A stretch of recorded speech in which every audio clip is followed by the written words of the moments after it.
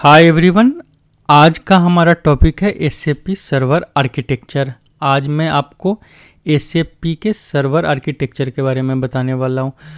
यहाँ पे एसएपी का जो सर्वर आर्किटेक्चर है, सपोज आप कोई भी सॉफ्टवेयर यूज करते हैं तो हर सॉफ्टवेयर का एक आर्किटेक्चर होता है कि सपोज आपको डेटाबेस कहाँ पे रखना है, आपको अपना एप्लीकेशन कहाँ पे इंस्टॉल करना और यूज़र उसको कैसे एक्सेस करेगा। वो जीयूआई से एक्सेस करेगा, डेटाबेस से एक्सेस करेगा, वेब सर्विस से एक्सेस करेगा, मोबाइल से एक्सेस करेगा। तो यहाँ पे सबसे पहला जो हमारा लेयर होता है ये प्रेजेंटेशन लेयर होता है कि जो आप यूज़र को देते हो। सपोज अगर आप कोई वेबसाइट भी बनाते हो तो सबसे पहले आप क्या डिज़ाइन करते हो कि यूज़र इंटरफेस डिज़ाइन करते हो, जिस यूज़र इंटरफेस से ही कोई भी यूज़र आपके एप्लीकेशन को एक्सेस करता है। तो सबसे फर्स्ट जो आपका लेयर होता है वो यूज़र इंटरफेस होता है, जिसको हम ग्राफिकल यूज़र इंटरफेस भी बोलते हैं।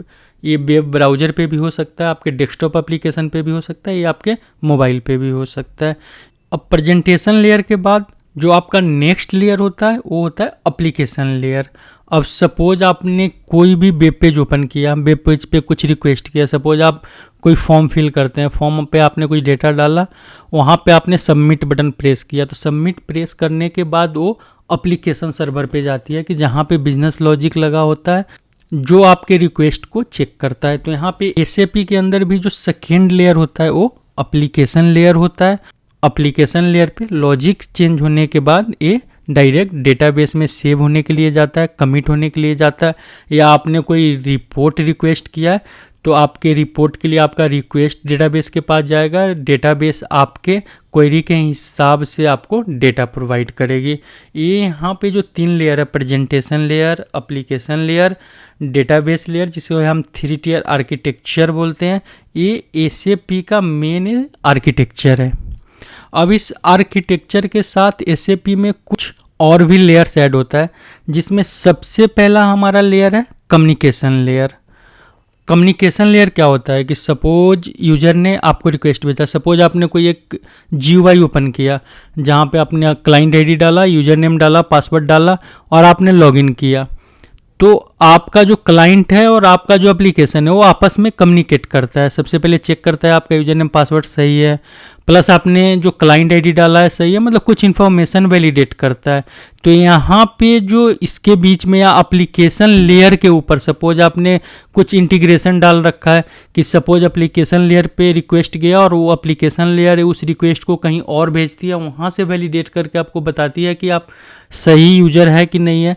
तो इसको कंट्रोल करने के लिए यहाँ पे कम्युनिकेशन लेयर होता है। कम्युनिकेशन लेयर के अंदर आरएफसी होता है, जिसे हम रिमोट फंक्शन कॉल बोलते हैं, मैसेज सर्वर होता है, डिस्पैचर होता है, गेटवे होता है हमारा, पीआईपीओ सीपीआई।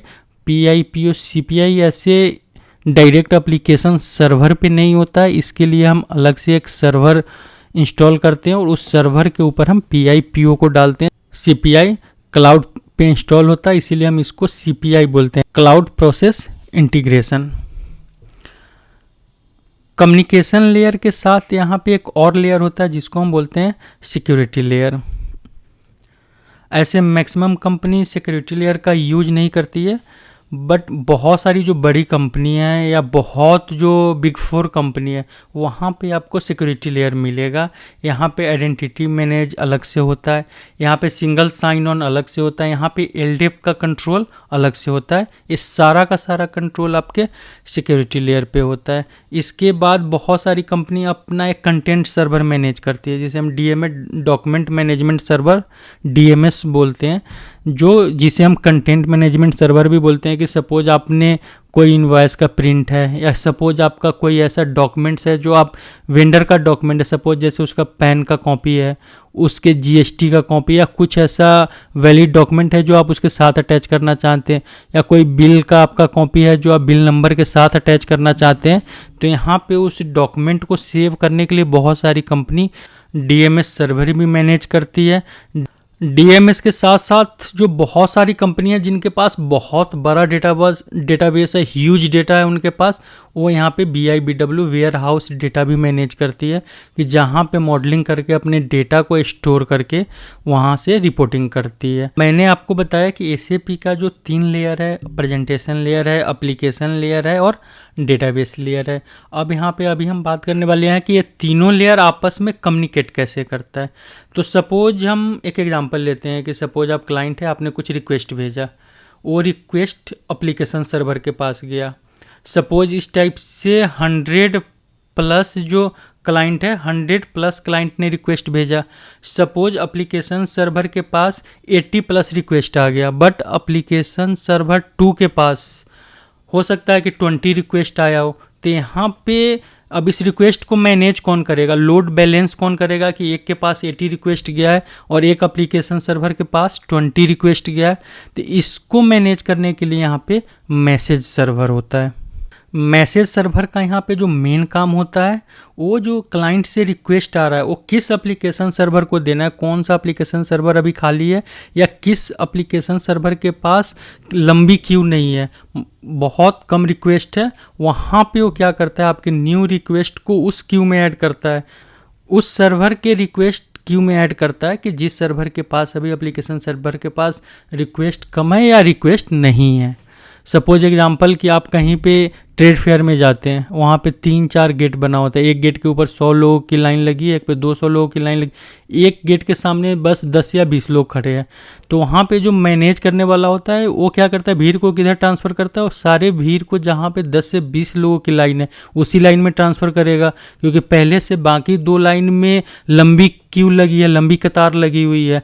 सेम काम यहाँ पे मैसेज सर्वर करता है कि मैसेज सर्वर यहाँ पे क्या करता है कि जो रिक्वेस्ट आ रहा होता है तो चेक करता है कि कौन से एप्लीकेशन सर्वर के पास अभी काम का कम लोड है या कम रिक्वेस्ट है, या उस एप्लीकेशन सर्वर के पास कम रिक्वेस्ट है, तो मैसेज सर्वर उस रिक्वेस्ट को उस एप्लीकेशन सर्वर के पास भेज देती है।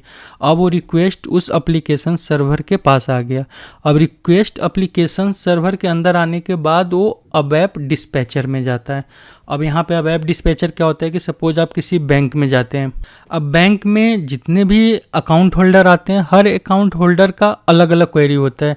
किसी को अमाउंट विड्रॉल करना होता है, किसी को अमाउंट डिपॉजिट करना होता है, किसी को अपना पासबुक अपडेट कराना होता है, किसी को अपना कुछ और यूजर नेम पासवर्ड या वेब एप्लीकेशन से रिलेटेड क्वेरी होता है।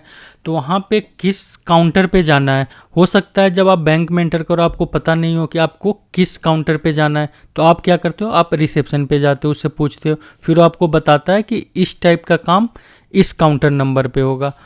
सेम काम यहाँ पे अबैप डिस्पैचर का है, एक काउंटर पे बैठा होता है, यहाँ पे जो भी रिक्वेस्ट आता है बैकग्राउंड प्रोसेसिंग का है, ये RFC से आया है, ये वेब एप्लीकेशन से आया है, या ये डायलॉग यूजर का रिक्वेस्ट है,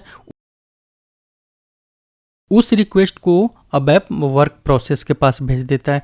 यहाँ पे मल्टीपल अबैप वर्क प्रोसेस होता है जो मल्टीपल टाइप के रिक्वेस्ट को हैंडल करता है। अगर सपोज रिक्वेस्ट ज़्यादा हो गया तो यहाँ पे अबैप डिस्पैचर क्यू भी होता है, जिस क्यू में उस रिक्वेस्ट को डाल देता है। सेम अगर आप इंटरनेट से कम्युनिकेट कर रहे हैं तो सेम होता है कि जावा डिस्पैचर होता है, और जावा डिस्पैचर पे रिक्वेस्ट आने के बाद वो जावा सर्विस प्रोसेस के पास चला जाता है। अब यहाँ पे अगर आप अबैप स्टैक से रिक्वेस्ट प्रोसेस कर रहे हैं तो अबैप डिस्पैचर के पास जाएगा, उसके बाद अबैप वर्क प्रोसेस को भेजेगा। अगर ये इंटरनेट कम्युनिकेशन मेथड से आ रहा है तो जावा डिस्पैचर के पास जाएगा, वो जावा सर्विस प्रोसेस करने वाले को भेजेगा। फाइनल में सारा का सारा रिक्वेस्ट कम्युनिकेट किसके साथ करेगा, तो इस सारा का सारा रिक्वेस्ट आपके डेटाबेस से कम्युनिकेट करेगा।